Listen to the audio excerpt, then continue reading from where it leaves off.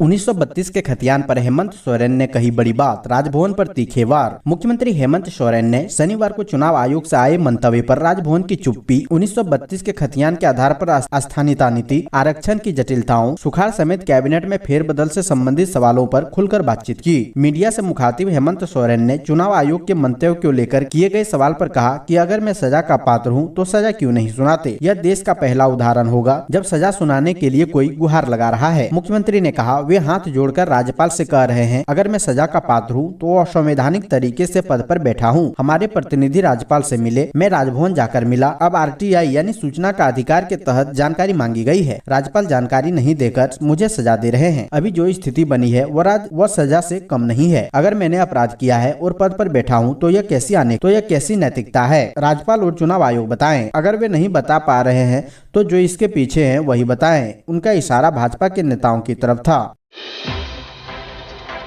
सहारा के निवेशकों का जोरदार प्रदर्शन, कांग्रेस नेता ने लोगों से कहा, भूल कर भी न लगाएं पैसा। झारखंड के लगभग 1.5 करोड़ से ज्यादा गरीबों और साधारण मध्यम वर्गीय परिवारों के जीवन की गाढ़ी कमाई सहारा में फंसी हुई है। अब कंपनी के खिलाफ एक्शन शुरू हो गया है। प्रदेश कांग्रेस कमेटी के वरिष्ठ नेता आलोक कुमार दुबे के नेतृत्व में सहारा निवेशक एवं सहारा एजेंट ने जन आंदोलन संघर्ष न्याय मोर्चा के बैनर तले सहारा के वरिष्ठ अधिकारियों के खिलाफ राजधानी सहित राज्य के सभी थाना में प्राथमिकी दर्ज करने की शुरुआत कर दी है। आलोक दुबे के नेतृत्व में एफआईआर की कॉपी रिसीव की गई। उसके बाद थाना प्रभारी रमेश कुमार सिंह ने जनप्रतिनिधि मंडल को उचित कार्रवाई का भरोसा भी दिलाया। ज्ञापन में कहा गया है कि रांची में सहारा के 3 सहकारी समिति एवं कंपनी में धन निवेश किया गया था, जिसमें Sahara credit cooperative society limited, Sahara India credit cooperative society limited, Sahara multipurpose society limited, Sahara Q shop company, जिसकी परिपक्वता राशि सिर्फ हिनू शाखा में लगभग 11 करोड़ 50 लाख हो जाने के बाद भी कई वर्षों से भुगतान नहीं हो रहा है।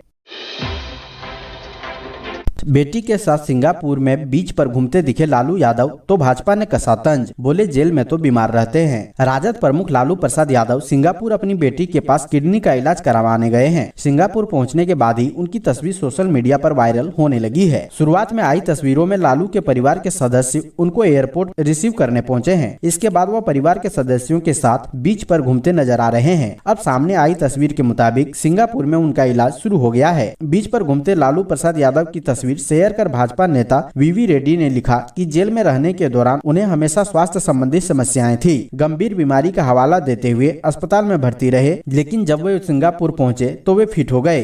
इसी तस्वीर के जरिए एक चमत्कार का वर्णन किया जा सकता है। सोशल मीडिया पर तमाम लोग वायरल इस तस्वीर पर अपनी प्रतिक्रिया दे रहे हैं।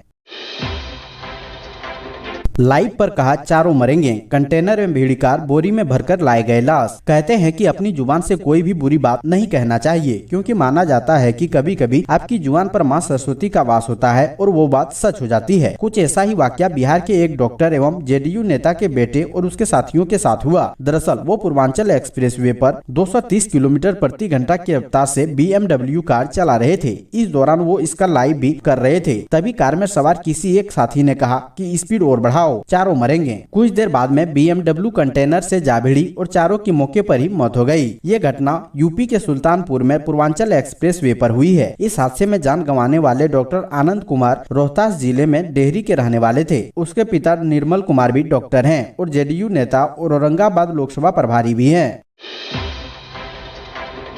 देवघर में सरकार आपके द्वार कैंप, ऑन द स्पॉट हुआ समस्याओं का निपटारा। हेमंत सरकार के 3 साल पूरे होने पर झारखंड में आपकी योजना आपकी सरकार आपके द्वार कार्यक्रम चल रहा है। इसी कड़ी में देवघर प्रखंड के पुनासी पंचायत भवन में भी आपकी योजना आपकी सरकार आपके द्वार कार्यक्रम आयोजन किया गया। कार्यक्रम के देवघर डीसी मंजूनाथ भजंत्री ने उपस्थित ग्रामीणों को संबोधित करते हुए सरकार द्वारा चलाई जा रही विभिन्न प्रकार की योजनाओं की जानकारी विस्तृत रूप से दी।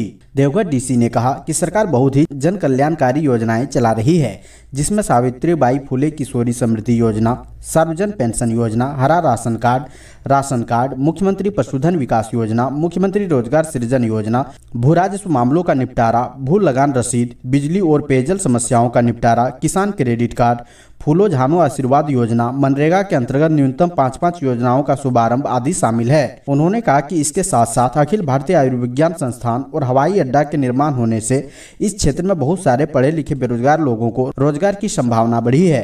आप लोग रोजगार के क्षेत्र में आगे बढ़ रहे हैं। सभी विभाग के अधिकारियों ने भी अपने अपने विभागों से संबंधित जानकारी दर्शकों और लाभुकों को दी। नुक्कड़ नाटक के माध्यम से योजनाओं के बारे में भी जानकारी दी गई।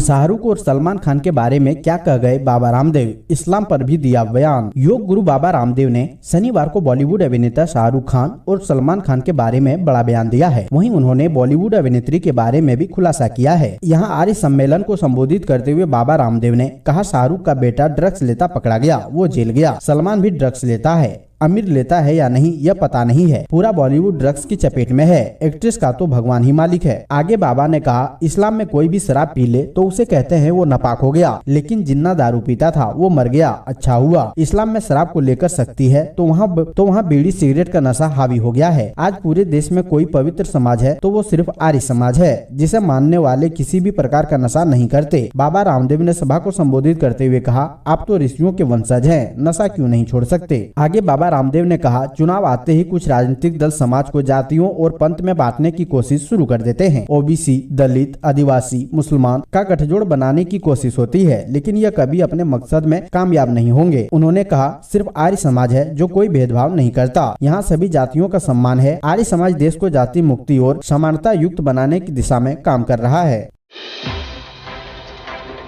गोड्डा में राज्य स्तरीय कुश्ती प्रतियोगिता का आयोजन, शीघ्र होगा राष्ट्रीय खेल। गोड्डा के गांधी मैदान में आयोजित 23वां राज्य स्तरीय कुश्ती चैंपियनशिप प्रतियोगिता का विधिवत उद्घाटन झारखंड कुश्ती संघ के अध्यक्ष सह उपायुक्त जिशान कमर और हॉकी इंडिया के महासचिव भोला सिंह ने किया। उद्घाटन समारोह को संबोधित करते हुए भोला सिंह ने कहा कि आने वाले समय में गोड्डा में राष्ट्रीय प्रतियोगिता आयोजित की जाएगी। झारखंड कुश्ती संघ के अध्यक्ष जिशान कमर ने कहा कि सिमडेगा में हॉकी की राष्ट्रीय प्रतियोगिता हो चुकी है और आने वाले समय में गोड्डा में कुश्ती की राष्ट्रीय प्रतियोगिता आयोजित की जाएगी। इस कुश्ती प्रतियोगिता में राज्य भर के 22 जिलों के 400 महिला और पुरुष प्रतिभागी हिस्सा ले रहे हैं। इस प्रतियोगिता में कई अंतर्राष्ट्रीय कुश्ती खिलाड़ी भी हिस्सा ले रहे हैं। प्रतियोगिता की शुरुआत बजरंगबली की प्रतिमा पर माल्यार्पण के साथ ही की गई।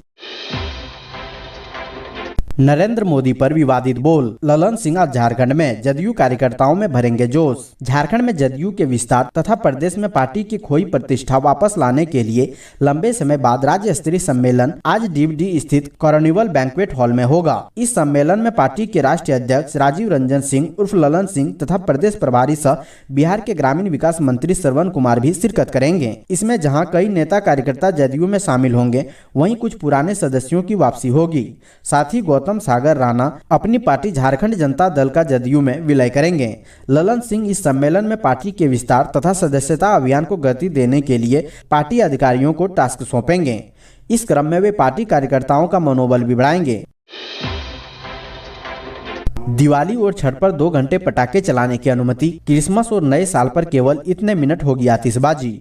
झारखंड में इस साल भी गली मोहल्लों में पटाखे की बिक्री नहीं होगी। हालांकि खुदरा विक्रेता दुकान लगा सके, इसके लिए जगह जगह क्लस्टर बनाए जाएंगे। अभी मोरहाबादी मैदान को क्लस्टर बनाया गया है, जबकि आवेदनों की संख्या के आधार पर शहर में अन्य स्थानों पर भी क्लस्टर तैयार किए जाएंगे। पटाखा बेचने वालों के लिए प्रशासन ने कई शर्तें तय की है। इसमें लाइसेंस लेना भी अनिवार्य होगा। आवेदन के साथ नियमों का पालन करने की स्वघोषणा भी करनी होगी। उपायुक्त ने एक्सप्लोसिव रूल 2008 के तहत शर्तों के साथ पटाखा दुकानें लगाने की अनुमति प्रदान की है। वहीं प्रदूषण नियंत्रण के लिए दिवाली पर मात्र 2 घंटे की पटाखा चलाने की अनुमति होगी। इसके लिए झारखंड राज्य प्रदूषण नियंत्रण पार्षद ने वायु प्रदूषण को नियंत्रित रखने के लिए जरूरी आदेश जारी किए हैं। कहा गया है कि दिवाली पर रात 8 से 10 बजे तक ही पटाखे चलाएंगे। गुरु पर्व पर भी यही समय तय हुआ है। छठ में सुबह 6 बजे से 8 बजे और क्रिसमस नव वर्ष पर मध्य रात्रि 11:55 से 12:30 बजे तक ही पटाखे चलाने की इजाजत रहेगी। झारखंड में जल्द होगी मानसून की वापसी। 4 दिन रांची सहित कई जिलों में होगी हल्की बारिश। मानसून वापसी के दौरान राज्य के दक्षिणी हिस्सों में आने वाले 4 दिनों तक हल्के बादल छाए रहेंगे। इनमें रांची समेत कुछ जगहों पर गरज के साथ हल्की बारिश होने का पूर्वानुमान है। राज्य के उत्तरी हिस्सों में मानसून लौट चुका है। मौसम वैज्ञानिक के अनुसार पलामू, संथाल परगना और उत्तरी छोटा नागपुर के कई जिलों से मानसून की वापसी हो चुकी है। अगले 2 दिनों के दौरान रांची समेत राज्य के शेष हिस्सों में मानसून लौटने की संभावना जताई गई है। बारिश से तापमान में भी गिरावट आई है। रांची में अधिकतम और न्यूनतम दोनों तापमान में 2 डिग्री की कमी आई है। 24 घंटों के दौरान देवघर का अधिकतम तापमान सबसे अधिक 33.8 डिग्री दर्ज किया गया।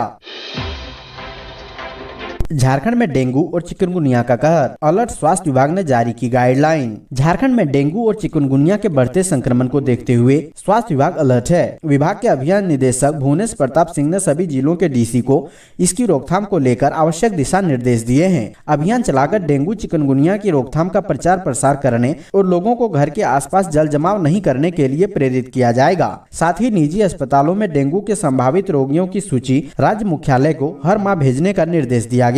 रिम्स, सदर अस्पताल Ranchi, SNMCH Dhanbad, MGM Tata, DPHL Chaibasa, Sahibganj sentinel surveillance अस्पताल के रूप में चिन्हित किए गए हैं। यहाँ जांच व इलाज की व्यवस्था है। बाथरूम का ग्रिल तोड़ रिम्स से 2 कैदी फरार, पुलिस ने नाकेबंदी कर शुरू की तलाश। राजधानी रांची के रिम्स अस्पताल के कैदी वार्ड से 2 कैदी फरार हो गए। रात के करीब 2:30 बजे दोनों कैदी बाथरूम का ग्रिल तोड़कर फरार हुए हैं। मामले की जानकारी मिलते ही पुलिस दोनों की तलाश में जुट गई है। शहर की नाकेबंदी कर दोनों की तलाश की जा रही है। झारखंड के गुमला जेल से उग्रवादी अमित उराव और हजारीबाग से मसरूर आलम खान को इलाज के लिए रांची के रिम्स अस्पताल लाया गया था। दोनों को कैदी वार्ड में रखा गया था। दोनों का ही मेडिसिन के डॉक्टरों के द्वारा इलाज चल रहा था। जानकारी के अनुसार कैदी वार्ड के बाथरूम की खिड़की का ग्रिल खराब हो चुका था। रात को करीब 2:30 बजे उसी ग्रिल को दोनों कैदियों ने मिलकर तोड़ दिया और वहां से निकलकर फरार हो गए। झारखंड में अवैध आर्म्स फैक्ट्री में रेड, अर्धनिर्मित पिस्टल जब्त, 2 महिला गिरफ्तार, 9 के खिलाफ केस दर्ज। झारखंड के जामताड़ा जिले के महिजाम थाना क्षेत्र के शहर डाल में काफी समय से मकान के तहखाने में आर्म्स फैक्ट्री का संचालन हो रहा था। आर्म्स के कारोबारी काफी लंबे समय से इसे अंजाम दे रहे थे, जबकि स्थानीय पुलिस को इसकी भनक तक नहीं लग पाई थी। कोलकाता पुलिस की STF व महिजाम पुलिस की संयुक्त छापेमारी में बड़े पैमाने पर आर्म्स कारोबार का खुलासा हुआ है। मौके से 10 अर्धनिर्मित पिस्टल बरामद की गई है। पुलिस ने 9 लोगों के खिलाफ केस दर्ज किया है, जबकि मौके से 2 महिलाओं सबीना खातून व हसीना खातून को गिरफ्तार किया गया है। गिरफ्तार महिलाएं मुख्य आरोपी की पत्नी है। महिजाम थाना में पुलिस निरीक्षक सुनील चौधरी ने प्रेस कॉन्फ्रेंस कर यह जानकारी दी। वीडियो अच्छी लगी तो वीडियो को लाइक जरूर करें और हमारी टीम को सपोर्ट करने के लिए चैनल को सब्सक्राइब जरूर कर लें। और वीडियो को इतना ज्यादा प्यार देने के लिए, चैनल को इतना ज्यादा सपोर्ट करने के लिए आप लोगों को दिल से धन्यवाद।